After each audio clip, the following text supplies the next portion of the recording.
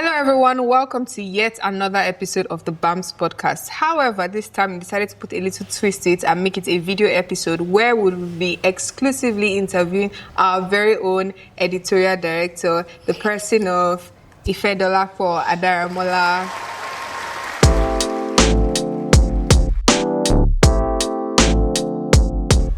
Okay, so hello IfeDolapo, how are you doing this morning? Hi Eniola, I'm fine. Okay, Is it morning? Seems like evening, but okay. Okay, so we'll just be asking you a few questions and we'd like to start by knowing you. Who is IfeDolapo? Well, that's a very vague question. Okay. Do you want to specify or Okay, so what do you do? What is your relationship status? I'm not sure people are interested in that, but okay. Okay. My name is IfeDolapo Adaramola. What do? I write poems, stories, and I'm pretty good at organizing stuff. I'm not going to answer the other question, but yeah. Well, BAMSites are curious to know. Well, if you're curious enough, you could ask me in person. I'll answer. Okay. So, any fun fact about you that you think the whole world needs to know? Fun fact. I don't like bananas. I like to sleep. And yeah, my room is Like banana bread. Yeah. I don't like bananas, but I love banana bread. Yeah. So, and I'm powering it. That's another fun fact. Yeah. Anyways, so now to the next question. Why exactly did you run for the position of editorial director, and how was the whole campaign experience like for you? Oh, okay. I think I wanted to share my insight and creativity with BAMS. Prior to running for the post of editorial director for BAMS, I had worked with a couple organizations, and I was able to share my insight and make a bit of impact in those organizations, and they commended my efforts. So I'm like, why not give back to the association that has formed me in a way, because the association is made up of people, and I wanted to find a way to devote my service actively, so I decided to run for the position of editorial director. As for the whole campaign thingy, I think I enjoyed it because it allowed me to display my creativity to its full extent. So I learned how to make videos, do voiceovers, and to make flyers, to do a lot of things. And it was beautiful. I think I loved the adrenaline, the fact that I had a schedule and I knew I had to push things out, and the reaction from people, oh my God, how did you make this video? It's so nice, is this? I'm like, oh yeah, that's me. And if I want something, I'm going to show you I really want it. And it was a beautiful experience, but I must tell you, it was stressful because I remember staying up one night, the night I declared my candidacy or my intent to run. I remember staying up, saving everybody's number, like every single person from different levels, so that I could send them personal messages and say, girl or guy, I'm running for this. And I had word rounds the next morning. I slept like 4 a.m. or 5 a.m. So it was lovely but nice. Yeah. Lovely. Wow. Stressful. I'm just a bit curious though. You said you worked in so many different organizations. Could you just tell us a little bit about the work you did there and what exactly was that? Okay. So I worked at let me start with the most immediate one.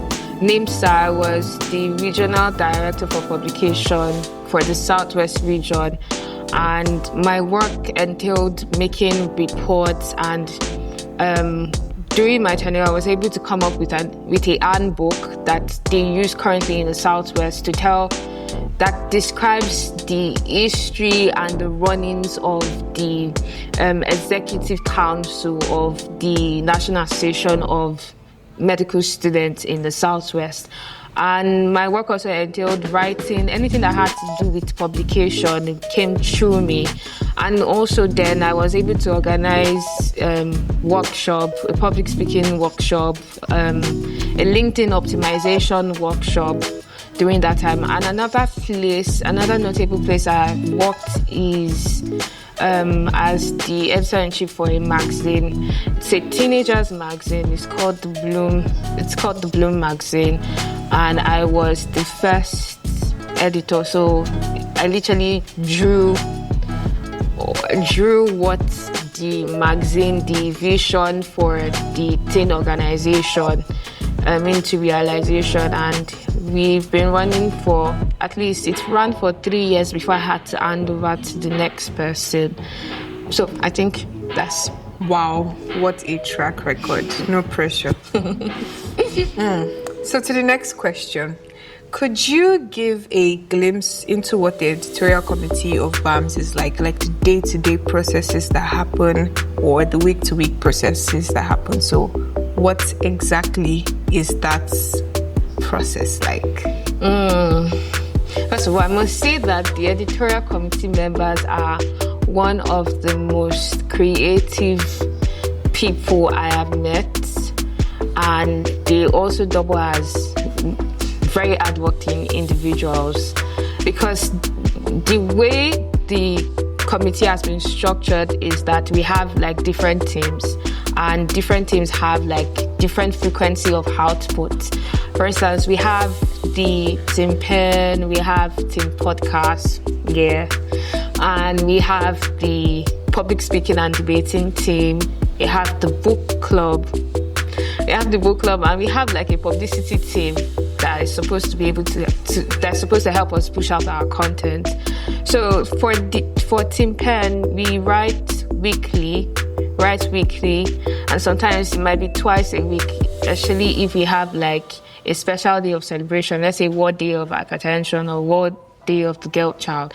So if we had already sent something out for the week and that day is coming, we'll send something out. So the frequency for that is every week.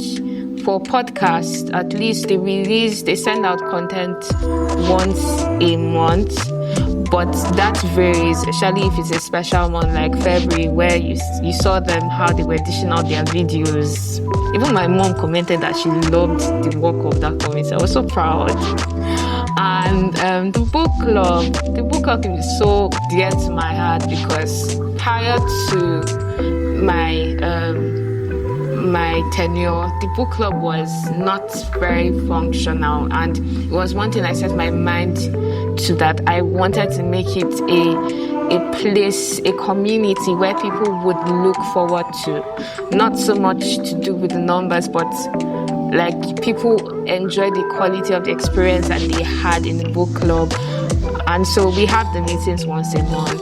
We read a book once a month, and there's no months we have skipped. Then the public speaking and debating team, you should know that BAMS public speaking and debating team, they're the best. They're the best in the Southwest. And let me just say, one of the top 5 in the nation. And we have awards, we have certificates to prove for it. So it's not mouth I'm giving you people. Okay. So they're amazing set of people. We ideally are supposed to meet every twice in a month, but some things happen. So we meet as when we need to meet. So yeah. Wow, that is very laudable. And you deserve a round of applause and and every other type of commendation we could give you. Thank you. You can ask BAMS to pay me money. It's not too late. My tenure is ending soon. Well, I can collect money. I will speak to the appropriate authority about that. Okay. So the next question is, so far, what has been your favorite thing about being the editorial director? My favorite thing... Can I say just one? I don't think I have just one. I My favorite thing, or let me just start like this, is watching people grow into their roles. Watching people grow into their roles and watching people run with a vision. It's one thing to have a vision and the ability or the will to carry it out, and it's another thing to have people who would take the vision as theirs and run with it. It's been amazing to see people do that. So I think it's my favorite thing that if I can dream it and if someone can think it, we can get it done. So yes, it's one of my favorite things of the committee. Yeah. And I think that's very, very important, especially for people who create value. I think one of the most beautiful things, just as you have said, is seeing people replicate the kind of value you also create. So lesson to learn, guys. Don't hoard things to yourself. Don't hoard your skills, your passion. Share it to the whole world. Right. So to the next question. What has been your greatest challenge as editorial director?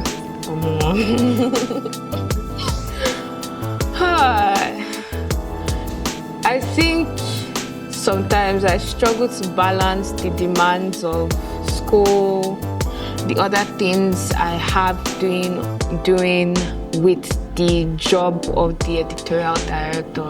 Sometimes it gets very difficult to stay on top of things.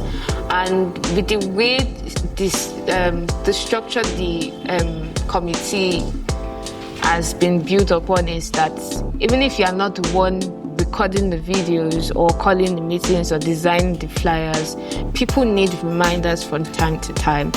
So there are sometimes I get lost or overwhelmed in everything that is just happening, not like the happenings in the committee, like schoolwork, life, and it's difficult to show up. But it hasn't been much of a challenge. Like I said, the people, my team leads, oh my God. They have done an amazing job. So even when I kind of disappear, it's almost as if they instinctively know, and that's when they they double up. They take the initiative to like, oh, I want to send this flyer out. I know you have not asked. Okay, I'm sending it to you. I'm going to send it at this time. So it hasn't necessarily been a challenge, but it's one of those things, significant things that happened, and I'm like, okay. And another thing I want to mention is the fact that I don't think the editorial committee's work is recognized as much as it should be. So we put in a lot of work. Like literally, you have something coming out every week from editorial director, from the editorial committee in a month, and people still see us as, you know, just another committee. So it's been a challenge for me to like put editorial committee as a central committee for people to actually see the value of the work and commitment we're putting in to making engagement, making BAMS site engaged in activities and stuff in life. So yeah, I'd also like to add that being a medical student is a full-time job. So doing another thing such as heading the whole editorial committee for the whole Bowen Association of Medical Students is a lot of work. And once again, I must commend you for that. Thank you. So the next question is, this is not your first leadership position. I mean, you have been in several capacities as a leader. So how can you say the past few months of being editorial director has taught you different things? Or what exactly has it taught you? Let me phrase it that way. Being editorial director has taught me how to delegate. Oh my God. I learned to trust people to do as well as you would do and do even better. Prior to now, I used to find it very difficult to, you know, give people the job and not micromanage. Because, you know, if you are used to, or if you are used to a certain level of excellence and you are requiring that from other people, it can be a lot to put on them, especially if they are not used to that kind of level. So you might come off as being mean, too strict, or you know how people talk now. So being editorial director taught me how to delegate, to trust people to do their job, to give grace to people. Because, like we said, or she has said, being a medical student is a full-time job, and people might actually be going through it, and you might not know, and you are requiring them to do something that might not necessarily be their priority at that point in time. So it has taught me to give people grace, to delegate, and to... What other thing did I say? Yeah. So, yes. So I would also like to add, I know this was no information that she gave you. Dolapo is also a firstborn child, and I think I heard of a disease yesterday that I think she might have. The name of the disease is called FBS. What's FBS? Firstborn syndrome. And I think she might have a little case of it. So it is very, very, very nice to hear that being editorial director has helped us. Very important. What seems you want to die. Exactly, to delegate and not micromanage people, because I realized that most people in leadership positions tend to do that, not because they want to, but there's just like a space between their vision and what is happening, and sometimes you just want to close that gap by all means possible, not even factoring how the people in the middle might feel. So yes, take notes. Then now, I know you do a number of things like in life. You can feel free to mention them if you want to. So now my question now is, how then did you achieve a good work-life balance? So if you want to mention the things you do, you can. If you want to keep them privately, you also can. But now, how did you maintain a good work-life balance as a career? First of all, in case you don't know, I'm a church girly, like to the core. So when it comes to church, you see me there, and if you love something, the kind of commitment you put into it will tell. So yes, I'm very involved in church. I'm a study group leader, and that alone is another story of itself. Then editorial director, like you said, I'm firstborn child. There are some other things I do not necessarily want to mention, but yeah, those are like the major things that occupy like the first 3-4 work roles, or in my life. To say, you said achieve work-life balance, it's something I'm still learning. Because sometimes it feels like I've asked it and everything is moving well, nothing is suffering apparently, but life just keeps up and say, girl, you don't know anything. So you have to readjust again. So I think it's something I'm still learning. Am I better than I was last year? Oh, definitely I am, but still a work in progress. But I think how I've been able to get better from where I was last year is by knowing my strengths, one, knowing what I can do comfortably without blinking an eye, knowing the places I need help, and not being afraid to ask for help. Because if you don't ask for help, you will not be getting the work done, and you'll be getting all kinds of comments, or you'll be feeling bad yourself, because I beat myself up if I don't get work done. So knowing my strength, knowing my weaknesses, when to ask for help, and delegating. So that has helped me. If I don't necessarily need to be there, I don't need to be there. I'm planning my time. So planning my time. That planning time saves me a lot of trouble. So that if someone is asking me that they need me to do something at a particular time, I already know what that time looks like for me, and not just saying yes to everything and scrambling to make things work.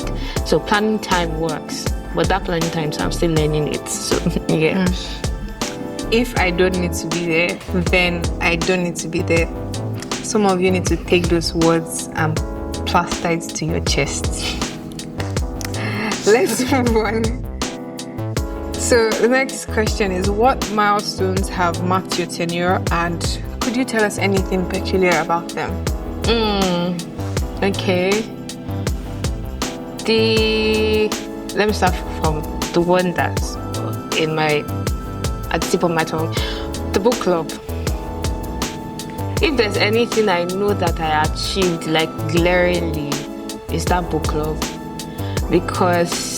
And the way we executed it, I think I'm going to give myself an applause. Because if you're in a student association and it's not a public school association where you have renowned or very successful alumni that are very involved with the running of the association, you would know that when it comes to funds, we have a shortage of it.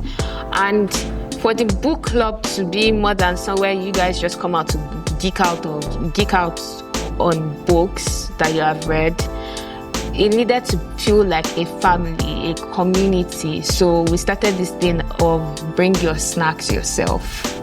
And you can ask any person that has been in a book club meeting that we always have excess. And it's not just once.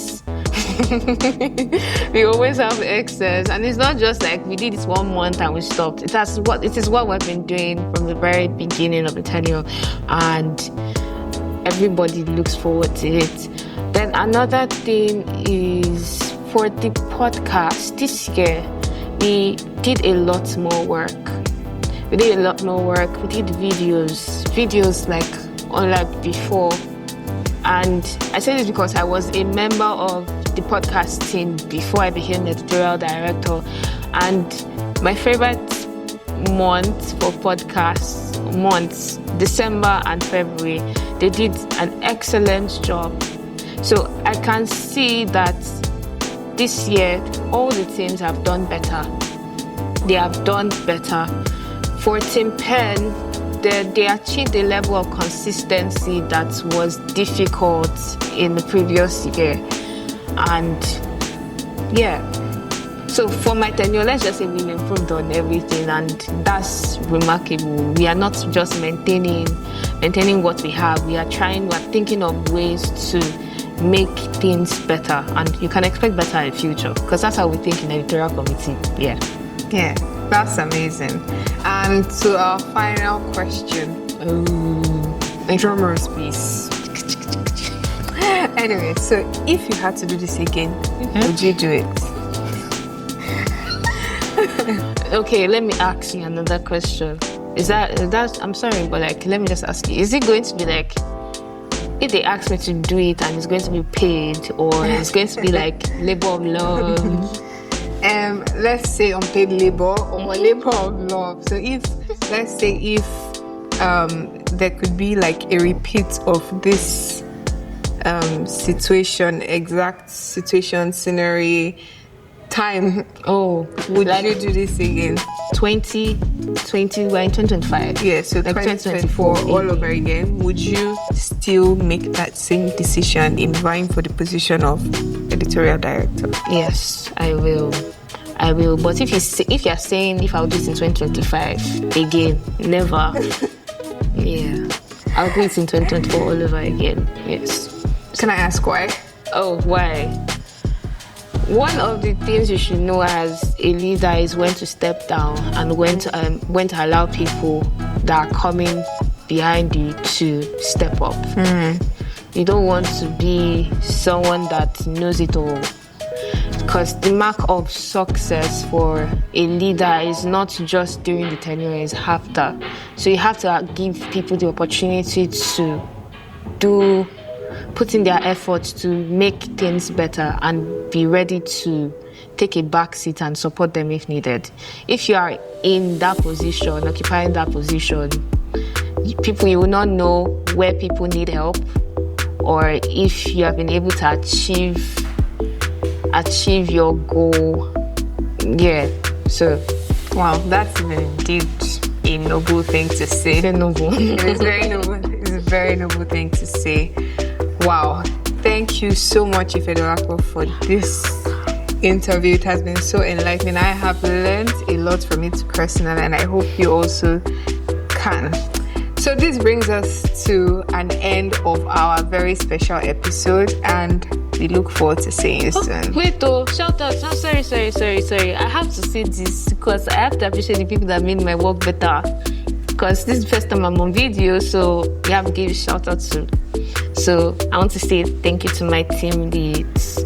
I really want to say thank you to them because team leads, Ebumide, Titi, Morontodu, and am I leaving somebody else? No. Those are the 3 people that are running our teams, and they are doing so well. Because of them, I was able to do well. So thank you very much. So see you. I'm still going to be a member, so yeah. Thank you. Sorry. So, once again, yes, we have come to an end of this very special episode. So don't forget to like, subscribe, leave a comment, and share this video. Thank you very much. You're welcome. Bye. Free audio post production.